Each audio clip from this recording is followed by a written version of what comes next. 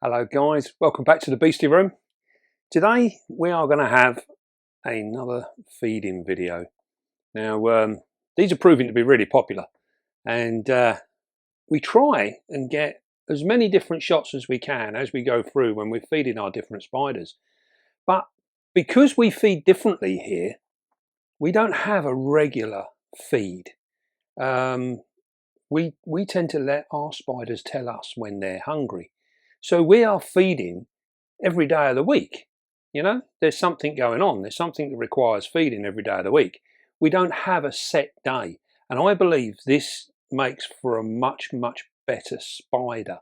I think when we've done it in the past and we've fed our spiders, literally, say for argument's sake, every Saturday morning we feed all the spiders, we end up with lazy spiders. We end up with spiders that become overweight. All sorts of things, and this in turn brings on its own issues as well. So you know, we try and do things a little bit differently here.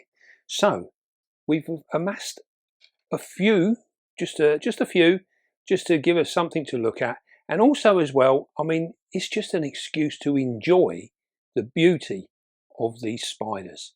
Some of them are absolutely amazing. Some of them are so colourful. Some of them are really, really nice. And it's nice to get in close and have a good look at them. Now, we'd like to give a little shout out to a young lady by the name of Amelia Owen. And she is only 4 years old. But I have been informed that she religiously watches the channel. So, this one is for you, Amelia. I hope you enjoy. And I hope you like the spiders that you're about to see. We'll see you shortly.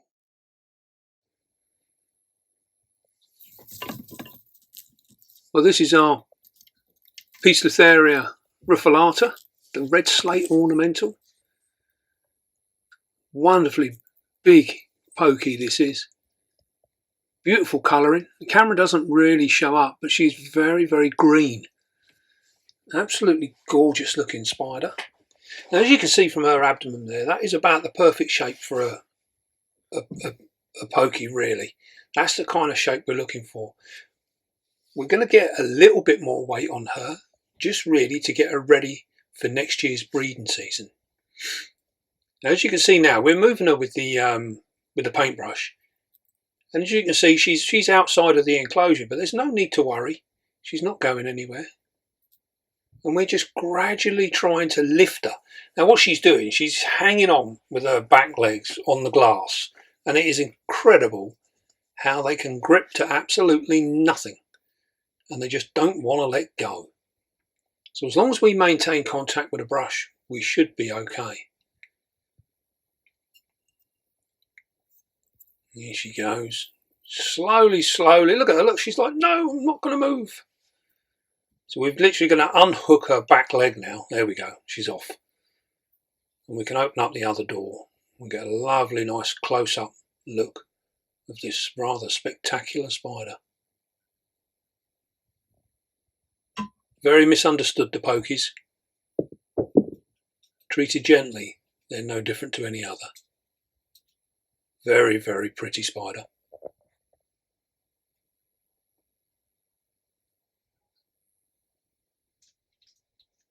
Now this is one of our hatty females. She has in fact been paired. So what we're doing now is we're trying to get a little bit more weight on her, ready for egg production. I mean, she should be producing eggs now, and hopefully she will start fattening up now. So what we look at now is just gradually building her weight up so that she can go for that spell. Once she produces the eggs, it takes an awful lot out of our females. So it's very important that we get them up to 100% body weight before they actually produce that egg sac. Because once they do, they'll stop eating.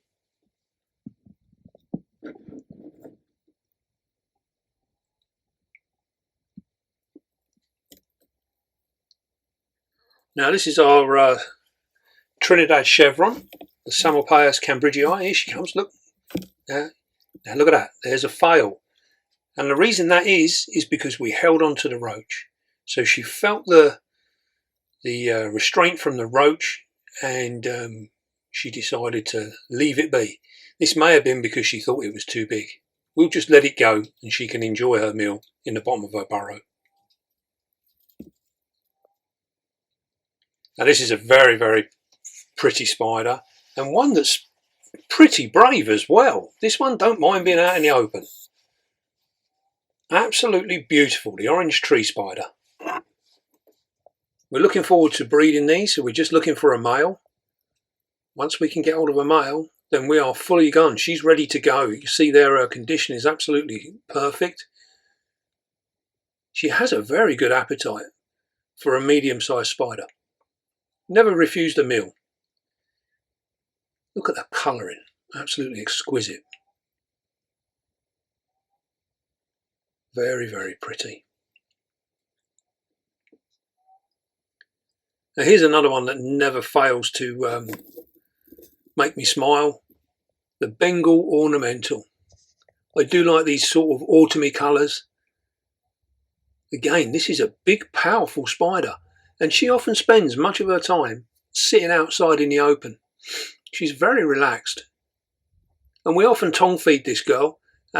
She will take food if we just drop it in there. She'll hunt for herself as well, which we do as well. I mean, it's a good thing to let your spiders hunt for themselves. Tongue feeding allows the filming. Now this is our adult female bluefoot baboon.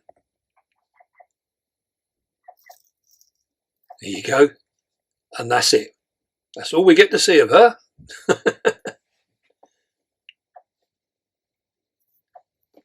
Now the Flamingo Chilus species Rufus. I can remember the day when these first appeared on the scene. Very, very expensive. They're easy to breed. And they've come down in price. I mean, they're quite affordable now, very cheap. Beautiful little spider, and they're only a small spider too.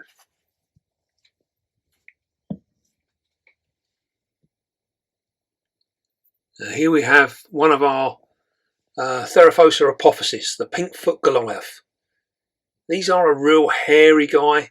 Out of all of the Theraphosa, the apophysis tend to be the most nervy and the most free to kick their hairs. Now, as you can see now, our hissing roach is deciding to go back down. So what we do is we hook them out, because given a chance, these guys will burrow and disappear, which we don't want. We want her to be able to pick up the food and take it. And there you go. She can handle that no problem. Look at the power of those fangs. That has absolutely decimated that roach. They literally are really, really powerful spiders. And this one here, this is a female, and it's only a young juvie. It's not very old. Plenty of growing to do. Now we go to the other end of the scale. Now I sat filming this Ezendami. You remember we bred these back last year, and she was mucking around, and then eventually when she did take the roach, I was not ready, and we missed it. But we just got that bit there. What a marvellous, beautiful spider. Very, very beautiful spider.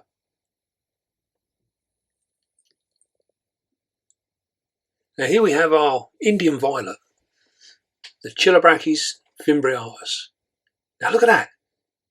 That was almost a threat pose towards that roach. She's still not short, and now she's got it. You see? She wasn't 100% sure, and that all came about from when I opened the lid. As I opened the lid, she wasn't quite sure what was happening, and she almost took that roach to be a bit of a threat to begin with, and then she realised, hey up, it's dinner time. Very, very beautiful spider once again. Now the Subfusca lowland, fastly becoming one of my favourite spiders. And as you can see there, we had exactly the same thing as we did with the Trinidad chevron. We should have let go of the roach. And here we go with the Carolina wolf spider. This is the largest wolf spider that we see, and the females do get really quite big. I've seen them much bigger than this one. Fantastic spiders to keep, really entertaining, pretty active as well. They're often on the move, and they really are a nice diurnal spider. So you see them out and about in the daytime all the time. They're just as happy in the day as they are at night. Cracking spiders, fearless. Here we have a hobby favourite, the Hamori. This is a freshly molted female, looking absolutely glorious.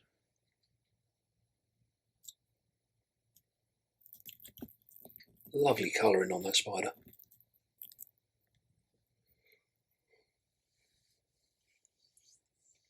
Now this is a spider that really does excite me. I love these. The pumpkin patch. Fearsome thing. And that female is actually really quite large. Here she goes. Look at the speed. The ferocity in which they attack their food. We are trying to breed these, but they have a very, very slow courtship.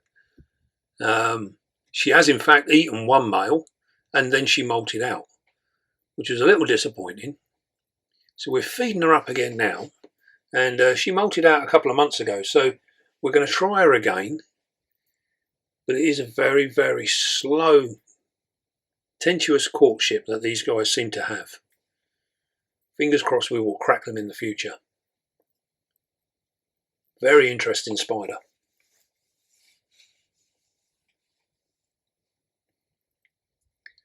Now this is a firm favourite in the hobby. The Gouty Sapphire Ornamental. The P Metallica. Often at the top of everyone's wish list. They really are a very cool spider, and that blue is just exquisite. And we've shown with ours that they are actually quite happy sitting out in the daytime. Very, very cool spiders.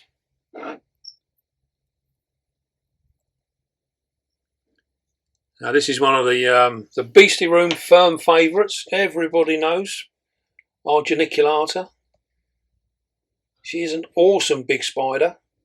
She's been with us through the whole journey of the Beastie Room. We've had her a long, long time, and she just gets bigger and better with age. She's putting on weight now in terms of she's really heavy. She's a very heavy looking spider now. Her legs are much thicker than they used to be. She really is a big mature girl now, and she takes on these full-grown hissers without any issues at all. No problem at all. You see how cautious that hisser is. He knows, or she knows, there's something going on. Very, very nice spider. Look at that. Look at the cream colour. Then boom, she's got it. No messing around. Now we're giving her these big hissers because we're getting her ready for breeding again. Now here we have the Sturmy. Look at the response from this Sturmy. He's like, whoa, hang on a minute. Someone's woke him up and he weren't too sure what it was. And as soon as he realised it's food, she's on it. I say he, it's actually a she. This is a female. And again, this isn't a full adult. So we're feeding these up. These really are the juggernauts of the spider world. And we're lucky enough to have a number of these. And they are very, very impressive spiders. The colouring, the texture, the whole thing. They are a fantastic spider. And nowhere near as difficult to keep as many would have you believe. Very, very cool. Look at that. What an absolute beauty.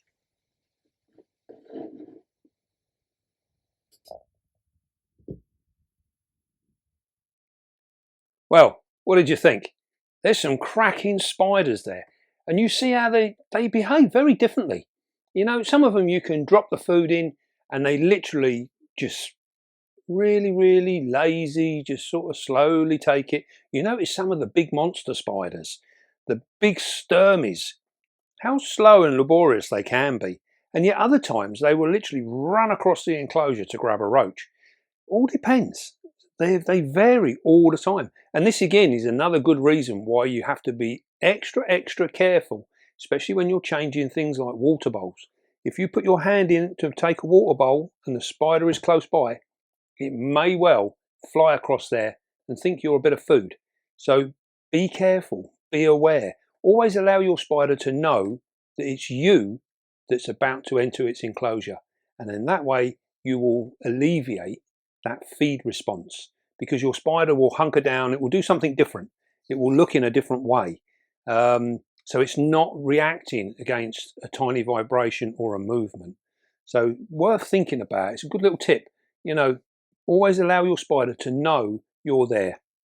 Even if you just get into the habit of just picking up the enclosure and just give it a little tap, let it know it's you, and then put it down. You don't have to be harsh, just a little tap like that. That's all it takes. Don't forget, these are very, very sensitive creatures. They feel everything.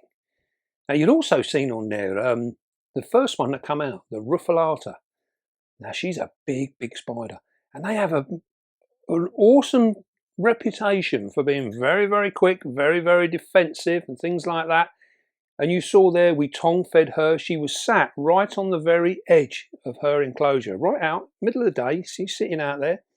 And we managed to open the doors, and then we literally just tongue-fed her. And she knew straight away. And she spun round, grabbed her roach. She ain't mucking about, she's there, she's on it. And we know this because we look at their abdomens. Their abdomen is what tells us whether they need feeding or not. And that particular girl, she's on a little bit of a build-up at the moment. So we're just going to try and get a little bit more food into her, try and promote a molt. But we wanted to get her up to full capacity first. And then that will then in turn promote a molt. So you'd have seen there that she was hanging outside the enclosure. We don't panic. Very important. If your spider's hanging out, at the moment, all it's thinking about is food. So there's no need to worry about it disappearing behind the curtains or whatever. It's going to sit there. It's as long as you leave it alone, it's going to be quite all right. So we allow them to get into their food, start tucking into it a little bit, and then you see we come along with a paintbrush and we just gradually pick it up by its legs. But you'll notice when the legs are like this, we come in between the legs like that, and then we come in from underneath and we just pick them up gently like that. And that's what we're doing. And we pick them up very nice and slowly. They don't see this as a threat. If we went straight in and went like this, that would be a threat. So we come in very, very gently, get contact, and then we slowly move them. But we maintain that contact. Most important. Keep the contact on there, and she will still carry on believing that everything is fine. So another good thing, just move them nice and slowly. Now, some of them spiders are really cool. The pumpkin patch, what a massive female she is. Really, really big. Another stunning spider. We've seen a couple of good old favourites there, the geniculata. Again, very big, impressive spider. If you want something that's out all day long, I mean, she is a poser and a half. She sits out there showing herself off all day, every day. Never, ever hides. An amazing spider. And if you want something as a display tank, that is the type of thing we should be looking for. It's a really, really cool spider to have. Now then, we saw a couple of others on there that we haven't seen really. The Rufus, we saw that one come out from behind the log. Quite a shy spider, that one, the Rufus. Always seen at night, rarely ever seen in the daytime. So again, you've got to pick your spider depending on what you want. What else did we have in there? There were so many. Now, you also would have seen there was a couple of fails there as well. Now, this is purely down to the spider comes out, grabs the roach, and then it expects to be able to pull it straight back into its lair. Where I was hanging on, it pulled it. I should have let go.